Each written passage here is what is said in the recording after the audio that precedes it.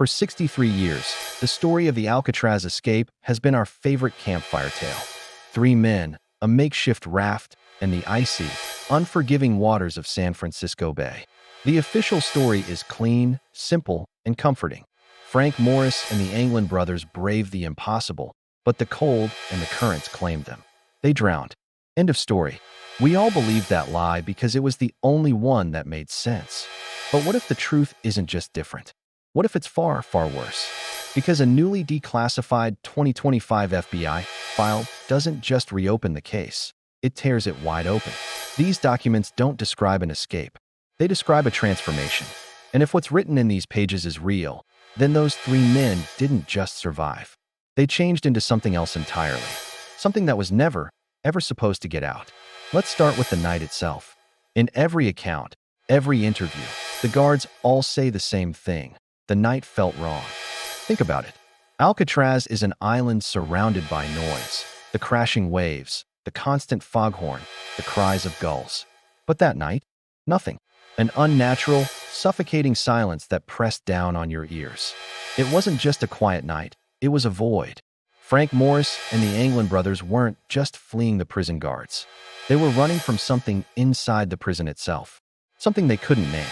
Something so terrifying they never spoke of it. Except for one chilling sentence a guard overheard one of them whisper in the days leading up to the escape. Keep your eyes down. It's watching. Watching what? What was it? For decades, that question remained unanswered. But maybe someone did find out and buried the evidence so deep it was never meant to see the light of day. The new file brings us to a prison medic. A man who'd seen it all, performed hundreds of autopsies, and wasn't easily rattled. This medic documented an incident with an inmate who died in solitary confinement. The hole. He found the man's body with his eyes wide open. But it wasn't a look of fear. It was a look of recognition. As if, in his final moment, he saw a face he knew, right before he died. The medic jotted down a private note, just 5 words long. Something lives inside the walls. That was his last entry. 6 days later, the medic vanished without a trace. His car was found by the roadside. Keys in the ignition, driver's door wide open. There were no footprints around the vehicle, just drag marks, leading from the car toward the ocean. And this is where it gets even more disturbing.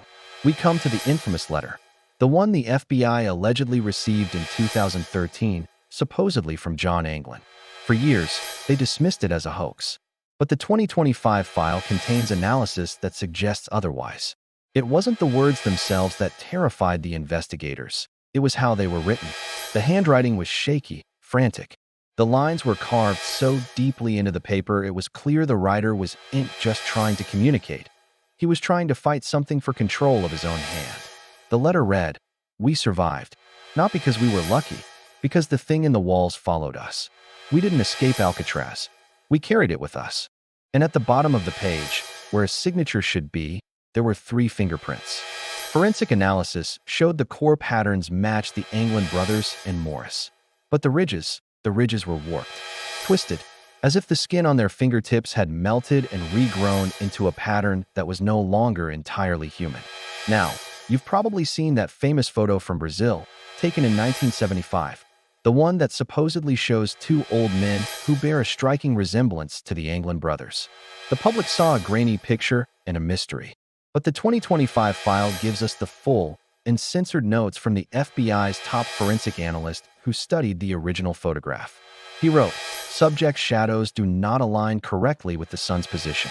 This is physically impossible." He went on, "Their heads are tilted at identical 15-degree angles, a symmetry not found in natural human posture. And their eyes reflect no ambient light. It's as if something behind them, or inside them, is absorbing it. Absorbing the light. Absorbing them." The day after filing that report, the analyst resigned. He moved to another country, changed his name, and lived the rest of his life in complete isolation, refusing to speak about the case ever again. But the Brazil photo wasn't the only near miss. A local fisherman near Angel Island came forward shortly after the escape. He claimed he found the 3 men clinging to a piece of their raft. He pulled them into his boat. They were soaked, shivering, and barely conscious. But what haunted him wasn't their condition, it was their voices. He said they were whispering, but it didn't sound like English or Spanish or any language he had ever heard. He described it as voices layered on top of each other, like three different men speaking at once, but from the same throat. The FBI took his statement and promptly redacted most of it. But the 2025 release accidentally left one final, terrifying sentence exposed. Their eyes were moving, but not in sync with each other. As if each eye was looking at something different. A different reality. A different presence in the boat with them. The trail doesn't end there. It jumps forward decades. Fast forward to 2019. A lonely gas station in rural Montana. A security camera captured footage of three elderly men standing beside a pickup truck. For minutes, they just stood there. Still, silent, expressionless. The local sheriff thought it was weird, but filed it away. But the FBI file contains one frame from that video that was never released to the public. In that single frame, all three men turned their heads at the exact same millisecond and stared directly into the camera. The same angle, the same posture, the same cold, empty gaze.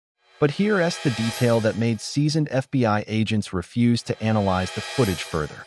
Their reflections in the truck's window didn't match their bodies. In the reflection, the three figures were facing away from the camera, as if something else was standing behind them, or inside them. The final page of this newly declassified file isn't a report or a piece of evidence. It's a memo written by a senior agent on his last day before retirement. A man who had dedicated his career to the Alcatraz case. It says, they didn't drown. They didn't escape. They were taken, and whatever took them is not done with them. But he added one more line. Handwritten. Shaky. A desperate warning scrawled at the bottom of the page. If you ever see three old men traveling together, do not look at their faces. They don't like being recognized. Because they didn't escape Alcatraz. They escaped something far, far worse. And they brought it with them into our world. The question is no longer, did they survive?